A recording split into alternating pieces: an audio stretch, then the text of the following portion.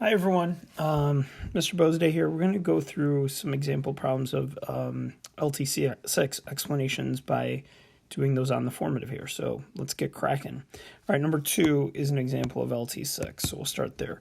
Mr. Erdman helps out on Give-a-thon day by pushing a box horizontally in the carpeted hallway past the classroom.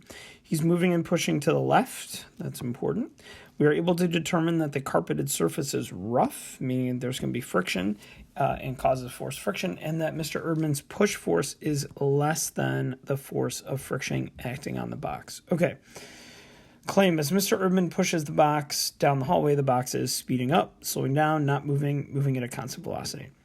Sometimes I recommend you skip that and come back to it after you've answered all this model stuff. So I'm going to do that. Let's see. So I'm going to draw the free body diagram for the box, right? I know force gravity and force normal are balanced. I know that he's pushing the box to the left, and I know friction is to the right. And I'm told over here that the push force is less than the force of friction. So I want to make my force friction longer than his push force. There we go. Now we'll write out our net force equations. In the y direction is the easiest one because they're balanced, so I'll go plus force normal minus force gravity equals 0 newtons because they're balanced.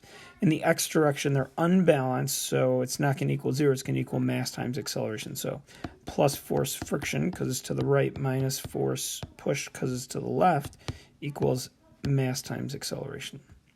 We know the box is moving to the left, so the velocity is to the left. And if we look at our free body diagram now, we see that the force friction is greater than force push, so we know that F net is to the right, and we know acceleration points the same way as the net force. Well, now we can answer the claim because we see that the velocity and the acceleration point opposite directions, so we know that when they point opposite directions, objects slow down. Now let's get down to our explanation part. The first thing I like to do is I like to think about these words here and try and figure out what's the right order that I'm going to discuss them. We always want to start with what's given. And we look up top here, we see that the force, the comparison of the relevant forces is given, right? We know that the push force is less than the force of friction. So I'm going to start my explanation with relevant forces. Then the last thing we want to do is answer the claim because you're kind of like always building up to your answer. And in the claim, we see that we're answering a question about the speed. So we're going to end by talking about velocity, and then acceleration and net force are going to be in the middle. All right. So let's go ahead and start with relevant forces. So first of all, I'm going to talk about it, and I'm going to connect it to net force.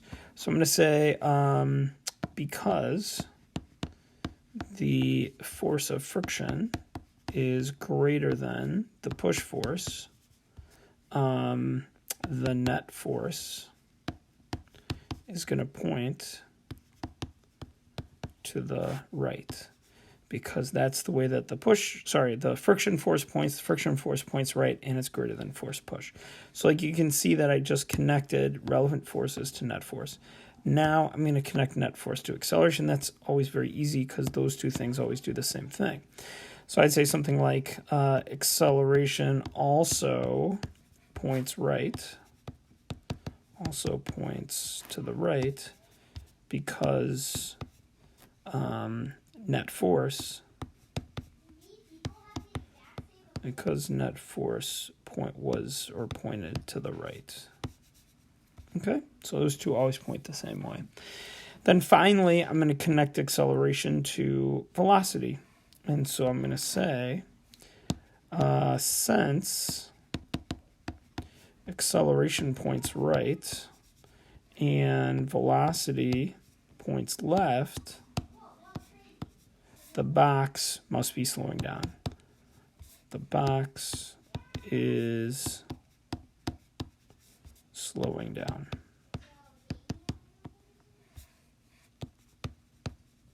There you go. And I even, which is really important, included the answer to my claim at the very end of my explanation. That's how you know you've done a really good job, is when you do that. Okay? Let's move on to the other LT6 on here, and it's this one right here. A platform is lifting a person up at a constant speed. All right, so again, this one I think is easier to know what the answer is because when we're going at a constant speed, our forces are balanced and there's no net force.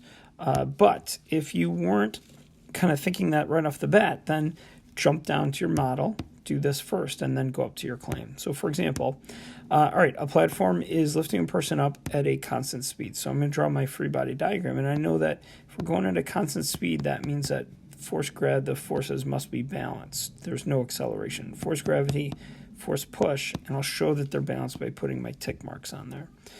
In the x direction, there's no forces, so net force is just 0. In the y direction, we've got plus force push minus force gravity, and since they're balanced, they equal 0 newtons. Let's see, we're told that it's moving upwards, so the velocity is up, but we see that the net force is 0 since our forces are balanced. So we know net force is 0, and we know acceleration does the same thing as net force, so it's also 0. So now maybe I go up here and I say, okay, so the forces are balanced and there's no net force. Now let's go do our explanation. Again, you want to spend a little time thinking about the order you're going to talk about things.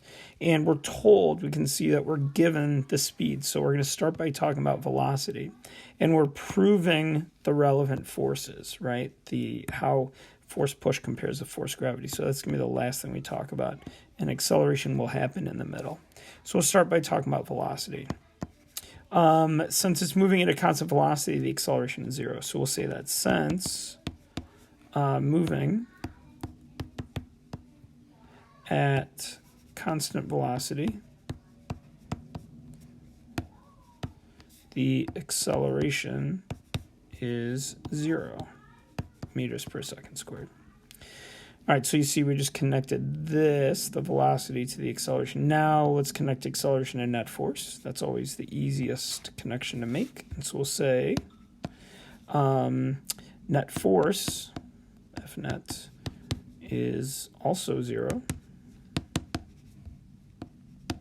It's also 0 because acceleration is 0. Okay. And now finally we'll connect net force to the relevant forces. And so we'll say that since the net force is 0, the forces must be balanced, which means force gravity and force push are equal. So since F net is 0, the net force is 0, the forces must be balanced. The forces must be balanced. So force gravity is equal to force push. And what you're about to see is exactly what I said last time, and that is, you know you've done it really well if your final thought is your claim from up above. Okay? There you go. Hope that helps. Good luck. Talk to you later.